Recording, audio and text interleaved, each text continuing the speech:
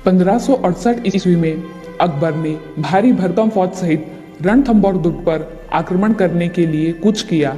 इस घटना के कुछ महीने पहले ही अकबर ने चित्तौड़गढ़ दुर्ग पर आक्रमण किया था।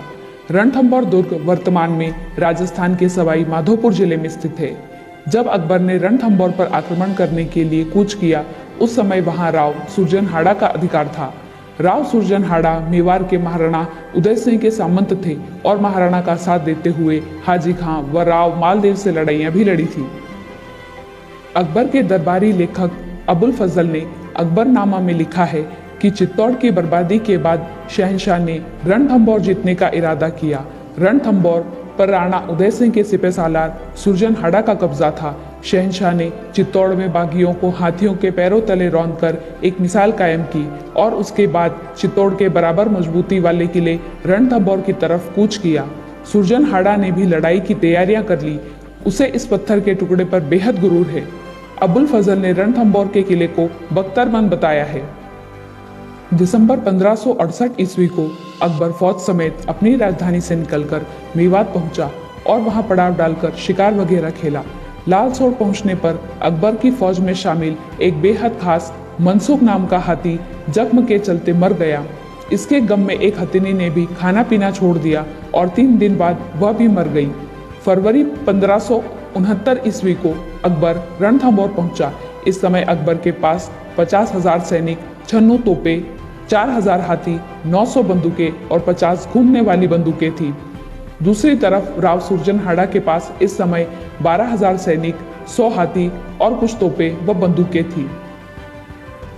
अकबर रण नामक एक डूंगरी पर चढ़ा और वहां से किले को देखकर मोर्चाबंदी का अंदाजा लगाया।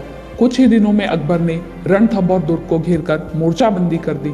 अकबर ने राजा टोडरमल व कासिम खां के नेतृत्व में एक साबात बनवाना शुरू किया। अकबर ने रणथंभौर किले के नजदीक बनाई गई साबात पर 2000 बैलों के जोड़ों द्वारा तोपें चढ़वाई और गोले दागकर किले की दीवार को भारी नुकसान पहुंचाया।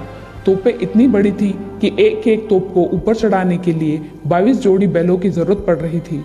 तोपों से 60 मन के पत्थर के गोले व 30 मन के धातु के गोले दागे गए। तोप बारूद के हमले व 1 महीने तक चली लड़ाई में राव सुरजनहाड़ा की तरफ से 3000 योद्धा वीरगति को प्राप्त हुए। 19 मार्च 1569 ईस्वी को अकबर ने कहा कि कल ईद है और अगर कल भी सुरजनहाड़ा बाहर आकर हमारी ताबेदारी कबूल नहीं करेगा तो कल ही रणथंभौर बर्बाद होगा। अकबर की तरफ से आमेर के राजा भगवान दास कछवाहा ने दुर्ग में जाकर राव सुरजनहाड़ा को मुगल अधीनता स्वीकार करने की सलाह दी। राजा भगवान दास ने राव सुरजन से कहा कि जब चित्तौड़ जैसे किले को शहंशाह ने फतेह कर लिया तो रणथंभौर किले की क्या बिसात। अगले दिन राव सुरजनहाड़ा ने अपने दोनों पुत्र दूदा व भोज को किले से बाहर भेजकर मुगल अधीनता स्वीकार की। इसी वक्त सामंत सिंह हाड़ा को ये नागवार गुजरा तो उन्होंने तलवार निकाली। राजा भगवान दास के एक सिपहसालार दीपक दास ने सामंत सिंह को फटकार लगाई। अबुल फजल लिखता है कि वह गुस्से वाला राजपूत तलवार लेकर शाही दौलत खाने की तरफ दौड़ा।